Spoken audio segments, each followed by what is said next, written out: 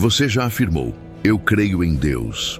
Mas quando alguém lhe perguntou quem ele é, a resposta não veio com clareza, não por falta de fé, mas porque talvez ninguém tenha explicado de forma que realmente iluminasse o coração. Talvez na infância você tenha ouvido sobre a Trindade na catequese. Talvez um pregador tenha mostrado um desenho ou usado metáforas que pareciam suficientes. E você disse amém, mas no fundo ficou a sensação de que não compreendeu por completo. Hoje, depois de anos caminhando na fé, se pedissem que descrevesse como o Pai, o Filho e o Espírito Santo são um único Deus, conseguiria falar sem hesitar? Esta é a verdade central do cristianismo. Se erramos em quem Deus é, erramos também na cruz, na salvação, na oração, no louvor e no próprio relacionamento com Ele. Tudo começa pelo reconhecimento de sua verdadeira identidade. Se para você a Trindade ainda é um mistério intocado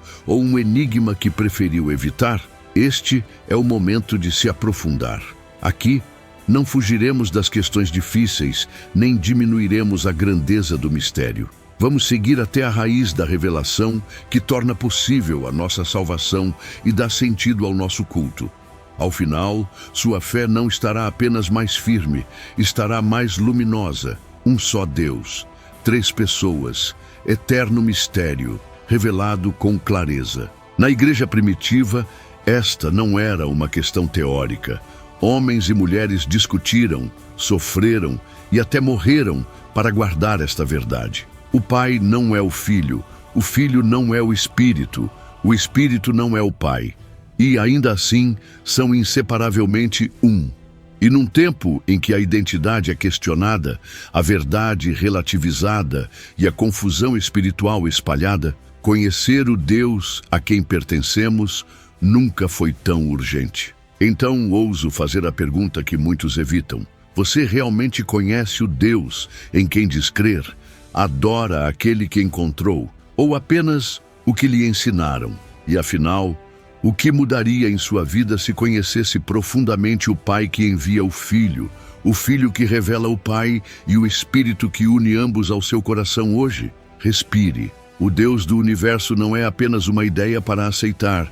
Ele é a Trindade viva a ser encontrada. Bem-vindo ao canal Histórias do Sagrado. Inscreva-se agora para não perder as próximas revelações. A luz da manhã atravessa os vitrais de uma antiga capela, pintando o chão com cores suaves. No banco de madeira, alguém mantém a Bíblia aberta no colo, mas os olhos não acompanham as linhas. O coração está inquieto. As orações são conhecidas, os cânticos familiares, e mesmo assim, a pergunta se insinua como uma brisa silenciosa. Quem é Deus, de verdade? Talvez você já tenha respondido essa pergunta com firmeza. Talvez tenha dito com toda a convicção: eu creio em Deus. Porém, quando precisou explicar quem Ele é, percebeu que as palavras se tornavam frágeis, quase insuficientes. Não foi por falta de fé, mas porque a grandeza de Deus não se encaixa facilmente nos limites da linguagem humana. Na infância, um catequista pode ter desenhado um triângulo no quadro, dizendo que cada ponta representava o Pai, o Filho e o Espírito Santo. Ou talvez um pregador tenha falado de símbolos como a água, o gelo e o vapor, tentando aproximar um mistério eterno da experiência cotidiana. Você ouviu, assentiu e seguiu. Mas no fundo, a compreensão parecia incompleta, como uma música bela, mas interrompida antes da última nota. Essa dificuldade é antiga. Nos primeiros séculos do cristianismo, líderes e fiéis se reuniam para buscar palavras que honrassem a verdade de Deus sem distorcê-la. Alguns foram expulsos de suas cidades, outros sofreram perseguição, e muitos deram a própria vida para proteger essa revelação. Eles sabiam que a questão não era apenas teórica. Errar em quem Deus é significa errar em tudo o que Ele faz. As Escrituras não tratam a identidade de Deus como um detalhe menor. O próprio Jesus, na noite antes de sua paixão, declarou em João, capítulo 17, versículo 3: A vida eterna é esta, que te conheçam a ti, o único Deus verdadeiro, e a Jesus Cristo, a quem enviaste. Não se trata de memorizar definições, mas de um conhecimento que nasce da relação e transforma a vida. O Pai, o Filho e o Espírito Santo não são peças de um quebra-cabeça teológico, mas a própria realidade viva que se comunica conosco. O Pai nos chama à existência e nos envolve em seu amor. O Filho nos redime com sua vida, morte e ressurreição. O Espírito Santo habita em nós, tornando presente o amor do Pai e a graça do Filho. No entanto, quantos de nós vivemos como se essa verdade fosse apenas um símbolo no catecismo? Quantos oramos sem perceber a quem estamos dirigindo nossas palavras? O entendimento da Trindade molda cada gesto de fé, cada ato de adoração, cada decisão que tomamos sobre quem somos. O apóstolo Paulo, escrevendo aos Efésios, revelou esta dimensão em poucas palavras no capítulo 2, versículo 18. Por meio dele, temos acesso ao Pai em um só Espírito. Essa frase não é apenas uma doutrina, mas um mapa espiritual. O Filho nos conduz ao Pai e o Espírito Santo torna esse encontro real agora. E se o mistério da Trindade for o coração pulsante de toda a sua vida espiritual? E se não for apenas um tema para estudos, mas um convite para conhecer o amor de Deus na sua forma mais plena? Imagine viver cada dia consciente do Pai que o sustenta, do Filho que o redime e do Espírito que o inspira e fortalece. A Trindade não é um enigma distante, mas a fonte da sua identidade. Saber quem Deus é mudará a forma como você ora, como você ama e até como você enfrenta as dores da vida. Já hesitou ao definir quem é Deus? Talvez hoje seja o dia em que essa hesitação começa a se transformar em clareza e reverência. Entender a Trindade não é apenas responder a uma pergunta teológica. É descobrir como cada passo da vida cristã é moldado pelo Pai, pelo Filho e pelo Espírito Santo, agindo em perfeita comunhão. Pense em um momento de oração. Quantas vezes nos ajoelhamos, fechamos os olhos e falamos com Deus sem refletir sobre a dinâmica celestial que nos envolve? Quando a Escritura diz em Efésios capítulo 2, versículo 18, por meio dele, temos acesso ao Pai em um só Espírito, está revelando um movimento invisível, mas constante. Você fala ao Pai, é recebido por ele através da mediação do Filho. E essa conversa só é possível porque o Espírito Santo mantém viva a ligação entre céu e terra. Esse entendimento muda a forma de orar. Ao dirigir-se ao Pai, você se lembra que está unido ao sacrifício e à intercessão do Filho, e que o Espírito lhe dá as palavras e a disposição para falar. O mesmo acontece na adoração. Quando cantamos para Deus, nossa voz é acolhida pelo Pai, nossa canção é purificada pelo Filho, e é o Espírito quem acende o amor dentro de nós. Na vida cotidiana, a consciência da Trindade também redefine nossa identidade. Não somos apenas criaturas de Deus, mas filhos adotivos pelo amor do Pai, unidos ao Filho como irmãos e portadores do Espírito como templo vivo. O apóstolo Paulo recorda aos Coríntios no capítulo 3, versículo 16. Não sabeis que sois santuário de Deus e que o Espírito de Deus habita em vós? Essa presença constante nos chama a viver com dignidade e santidade, pois carregamos dentro de nós o reflexo do próprio Deus. Mesmo nas lutas e dificuldades, a Trindade se manifesta. Quando o desânimo parece sufocar, é o Pai que nos lembra de seu propósito eterno, o Filho que nos mostra que a cruz não é o fim, e o Espírito que renova nossas forças para continuar. Em Romanos capítulo 8, versículo 26, Paulo escreve: do mesmo modo, o Espírito vem em auxílio à nossa fraqueza, pois não sabemos o que devemos pedir, mas o próprio Espírito intercede por nós com gemidos inexprimíveis. É um Deus que não apenas nos escuta, mas ora conosco e por nós. A Trindade também orienta nossa missão no mundo. Não é possível amar como Cristo sem receber primeiro o amor do Pai. Não é possível testemunhar a salvação sem a obra do Espírito. e não é possível permanecer firme sem o exemplo e a presença do Filho. Esta é a dinâmica da vida cristã: receber do Pai, seguir o Filho e ser guiado pelo Espírito. Se essa percepção se tornar parte do seu dia a dia, até os atos mais simples serão transformados. Ao acordar, você pode entregar o dia ao Pai, pedir que o Filho o conduza e que o Espírito o inspire. Ao enfrentar um problema, lembrar que o Pai conhece o futuro, que o Filho já venceu o mal e que o Espírito é sua força no presente. Viver com essa consciência não é um peso, mas um privilégio. É como abrir os olhos para ver que a vida cristã não é solitária. Você é constantemente envolvido por um Deus que é comunhão e que chama a comunhão. Isso molda sua oração, sua adoração e até mesmo sua identidade mais profunda.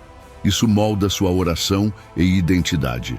Quando tentamos explicar a Trindade, é comum recorrer a comparações do dia a dia. Alguns dizem que Deus é como um ovo, casca, clara e gema, formando uma só unidade. Outros falam da família, pai, mãe e filho vivendo em comunhão. Há ainda quem use o sol, o astro, a luz e o calor que dele emanam. Essas imagens podem parecer úteis, mas escondem riscos. A comparação com o ovo, por exemplo, sugere que cada pessoa da Trindade é apenas uma parte de Deus e não plenamente Deus.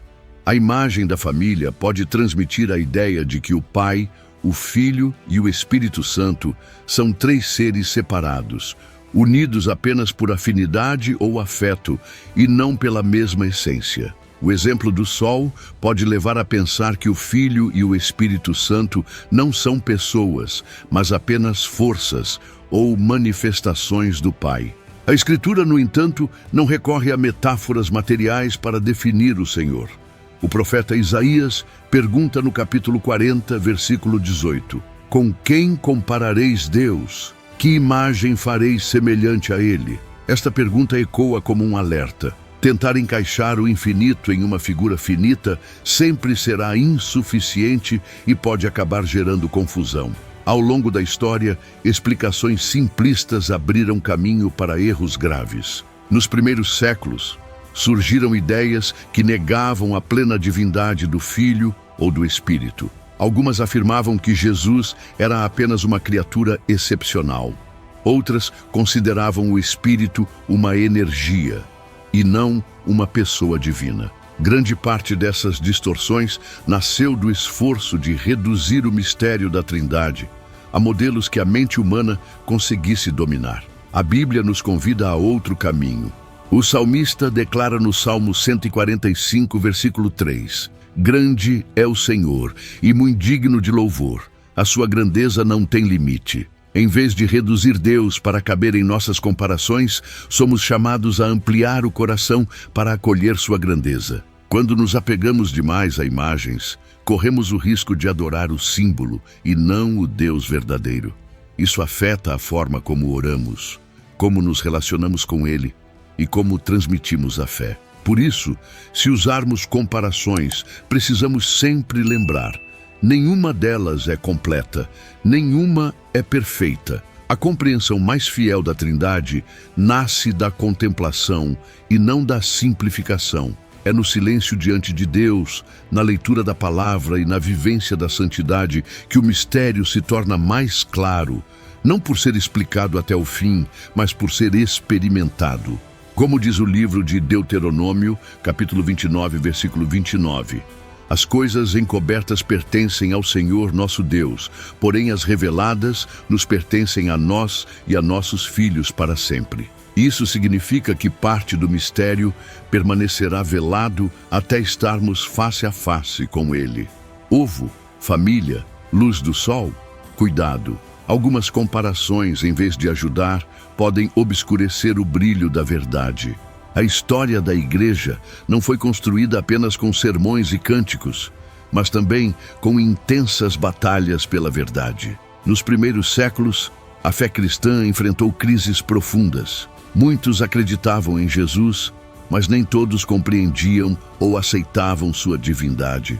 Outros não reconheciam o Espírito Santo como pessoa. A confusão se espalhava e era urgente esclarecer quem era o Deus que a igreja adorava. Foi nesse cenário que surgiram os grandes concílios. Em Nicéia, no ano 325, bispos de todo o mundo cristão se reuniram para afirmar que Jesus Cristo é Deus de Deus, luz da luz, Deus verdadeiro de Deus verdadeiro, consubstancial ao Pai. Essa definição não era um detalhe filosófico, mas a defesa da própria salvação.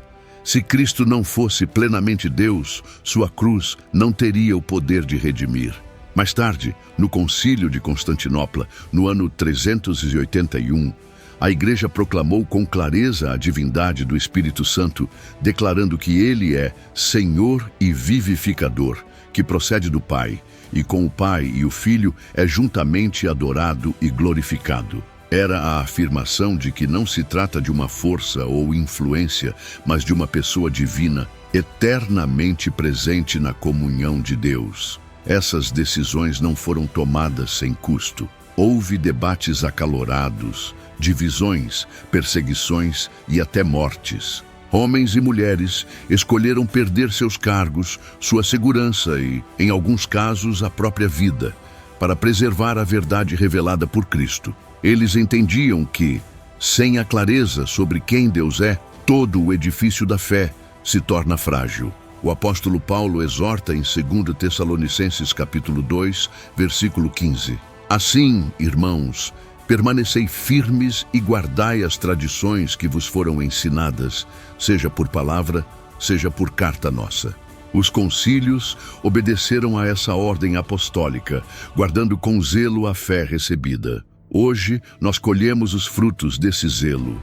Quando recitamos o credo, estamos proclamando palavras que ecoam decisões tomadas há séculos, sob oração, lágrimas e muitas vezes sob ameaça. Essas definições não foram feitas para aprisionar o mistério, mas para protegê-lo das distorções. Ao olhar para essa história, percebemos que compreender a Trindade não é apenas um exercício intelectual. É uma herança viva, pela qual muitos derramaram sangue, para que nós pudéssemos conhecer o Deus verdadeiro. Se esta parte da história tocou você, deixe nos comentários uma frase de fé que resuma o que Deus significa para a sua vida. Assim como os cristãos antigos testemunharam nos concílios, que o seu testemunho também ecoe para fortalecer outros. No coração da Trindade está o Pai, fonte e origem de tudo. Ele é o princípio sem princípio, aquele de quem procede todo o amor, toda a vida e toda a verdade. Não é apenas o Criador do universo, mas o Pai que, desde a eternidade, gera o Filho e do qual procede o Espírito Santo. Quando olhamos para a criação, vemos a assinatura do Pai em cada detalhe. O sol que aquece, o ar que sustenta, a ordem perfeita das estações, tudo fala de um amor que não cria por necessidade, mas por pura generosidade. O livro de Tiago, capítulo 1, versículo 17, recorda: toda boa dádiva e todo dom perfeito vem do alto, descendo do Pai das luzes, em quem não há mudança nem sombra de variação. Mas o amor do Pai não se limita a dar vida física. Ele nos chama para uma relação íntima, oferecendo-nos a adoção como filhos. O apóstolo Paulo escreve em 1 João capítulo 3, versículo 1: Vede que grande amor nos tem concedido o Pai, a ponto de sermos chamados filhos de Deus. E de fato, somos filhos de Deus. Este é o núcleo da fé. Não somos apenas criaturas que Ele tolera, mas filhos amados que Ele deseja acolher em sua casa. A iniciativa sempre é dele. Antes que pronunciássemos qualquer oração, Ele já nos conhecia. Antes que buscássemos perdão, Ele já havia preparado o caminho. O Pai é o primeiro a agir, movido por um amor que não depende do mérito humano. Jesus disse em João capítulo 6, versículo 44, Ninguém pode vir a mim, se o Pai que me enviou não o trouxer, e eu o ressuscitarei no último dia. Este amor paterno é constante, mas não é indulgência cega. O Pai também corrige, educa e conduz. A carta aos Hebreus, no capítulo 12, versículo 6, nos lembra: pois o Senhor corrige a quem ama e castiga a todo filho a quem recebe. A correção do pai não é rejeição, mas cuidado, como um agricultor que poda a videira para que ela dê mais fruto. Na vida de oração, reconhecer o Pai como origem de tudo muda a forma como nos aproximamos dele. Não oramos para convencer um juiz distante, mas para conversar com um Pai que já nos aguarda. Cada súplica, cada agradecimento, cada silêncio é recebido com atenção e ternura. Ao compreender que o Pai nos adotou e nos chamou pelo nome, também entendemos nosso valor. Não precisamos buscar aprovação desesperada no olhar dos outros, pois já temos o olhar de amor do Pai. Isso liberta, cura feridas e devolve a coragem para viver com retidão.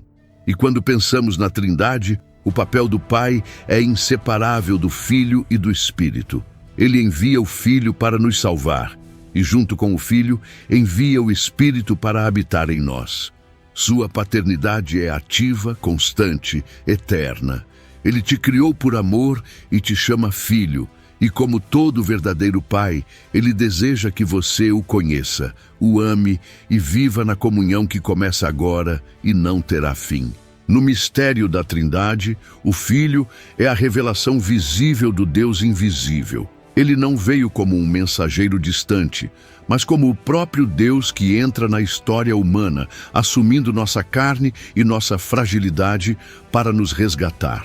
O Evangelho de João, capítulo 1, versículo 14, declara: "E o Verbo se fez carne e habitou entre nós, cheio de graça e de verdade, e vimos a sua glória, glória como do unigênito do Pai." Não é uma metáfora. O Deus eterno se fez homem real, com rosto, voz e lágrimas. Essa encarnação é o coração da fé cristã. O Criador se tornou criatura para que a criatura pudesse voltar ao Criador.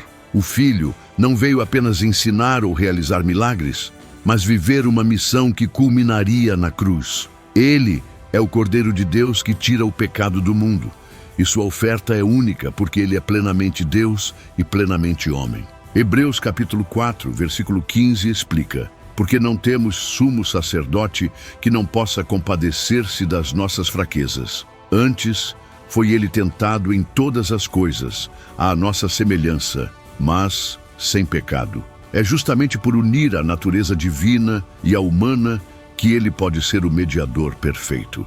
Como mediador, o Filho reconcilia o homem com o Pai. Ele é a ponte que une o céu e a terra, não como um terceiro neutro, mas como aquele que participa da vida de ambos. Paulo escreve em 1 Timóteo capítulo 2, versículo 5: "Porquanto há um só Deus e um só mediador entre Deus e os homens, Cristo Jesus, homem." A mediação de Cristo não é um evento passado, mas uma realidade presente. Mesmo glorificado, ele intercede por nós diante do Pai, como afirma Romanos, capítulo 8, versículo 34. Cristo Jesus é quem morreu, ou antes quem ressuscitou, o qual está à direita de Deus e também intercede por nós. A encarnação também revela o amor radical de Deus. Ao assumir um corpo, o Filho experimentou a fome, a sede, o cansaço e a dor. Chorou diante da morte de Lázaro, sentiu a agonia no Getsêmani e na cruz carregou o peso de todo o pecado. Não foi apenas um ato jurídico de perdão, mas um mergulho total na condição humana para transformá-la de dentro. Seguir o Filho é mais do que admirar seu exemplo, é unir-se a ele pela fé, deixar que sua vida se torne nossa vida. Jesus mesmo disse em João capítulo 15, versículo 5: "Eu sou a videira, vós os ramos. Quem permanece em mim e eu nele, esse dá muito fruto, porque sem mim nada podeis fazer." Permanecer no Filho significa viver em constante comunhão, recebendo dele a força e a direção para cada passo. O Filho não é um mensageiro, mas o próprio Deus que desceu para nos buscar. Ele é o caminho, a verdade e a vida, e ninguém vai ao Pai senão por ele. Essa é a certeza que sustenta o cristão. Há um Salvador vivo, que conhece nossas dores, que venceu a morte e que nos conduz para a comunhão eterna com Deus. Não um mensageiro, mas o próprio Deus. Esta é a fé da Igreja, proclamada desde o princípio e celebrada em cada Eucaristia.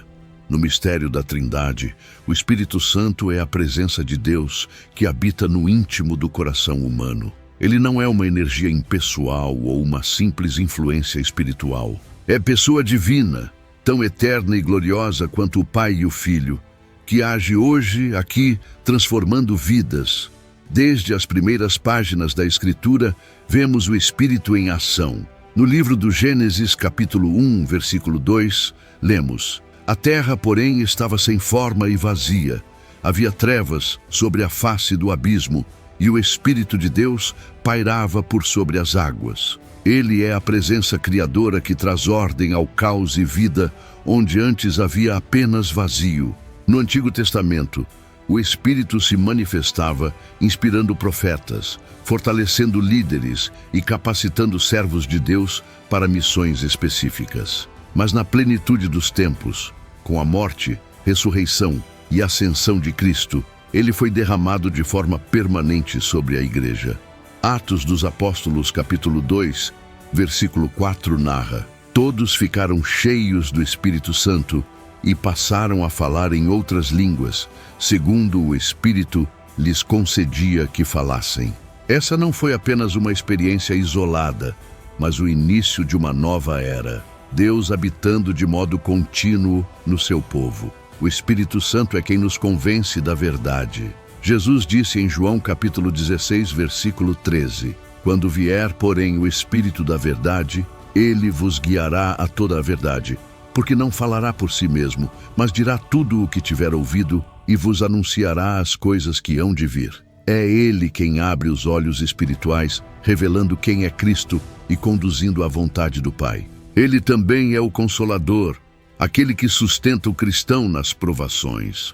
Não apenas nos dá forças, mas renova a esperança e acende a coragem quando tudo parece perdido. Paulo afirma em Romanos, capítulo 8, versículo 11: Se habita em vós o Espírito daquele que ressuscitou a Jesus dentre os mortos, esse mesmo que ressuscitou a Cristo Jesus dentre os mortos, vivificará também o vosso corpo mortal, por meio do seu Espírito, que em vós habita. Essa promessa garante que a presença do Espírito não é passageira, mas eterna, e que ele é o penhor da ressurreição. Na vida prática, o Espírito Santo distribui dons para a edificação da Igreja e frutos para a santificação pessoal. O amor que perdoa, a paz que permanece em meio à tempestade, a paciência que suporta a injustiça, a alegria que brota mesmo no sofrimento, tudo isso é obra dele. Não é resultado apenas de esforço humano,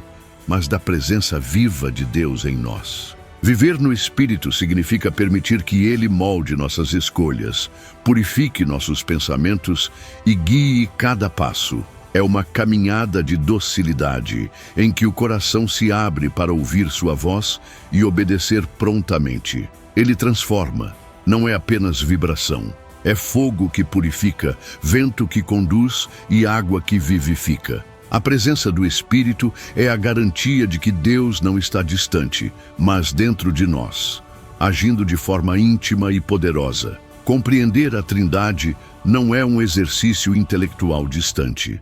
É reconhecer que a vida cristã é um encontro contínuo com o Pai, o Filho e o Espírito Santo, e que essa comunhão molda tudo o que somos. Ao orar, podemos dirigir-nos ao Pai, certos de que Ele nos ouve com amor, conscientes de que o Filho nos abriu o caminho e de que o Espírito Santo nos dá as palavras e a coragem. Ao viver, podemos permanecer no Filho, deixando que seu exemplo e sua graça guiem nossas decisões. E em cada passo, podemos ser conduzidos pelo Espírito, que nos alerta, consola e fortalece. Essa conexão não é algo abstrato, mas uma realidade concreta que transforma relacionamentos, cura feridas, orienta escolhas e acende o amor por Deus e pelo próximo. É como se a vida fosse tecida por 3 fios inseparáveis: amor, graça e presença. E cada um deles fosse a manifestação de uma pessoa da Trindade.